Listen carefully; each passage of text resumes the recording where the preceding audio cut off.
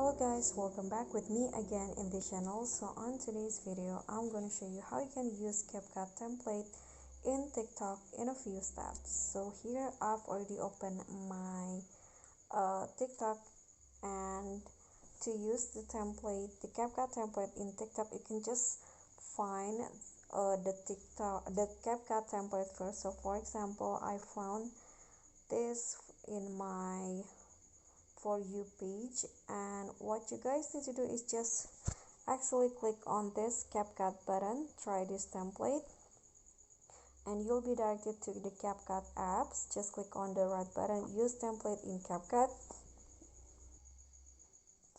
and in here the template will be open. Then you can just click on the use template, then select the materials from your phone and just get along with templates. So that's the first step. Or the second steps is that you can search for a specific template in TikTok. Just click on a search icon, and then for example the Wes Anderson CapCut template.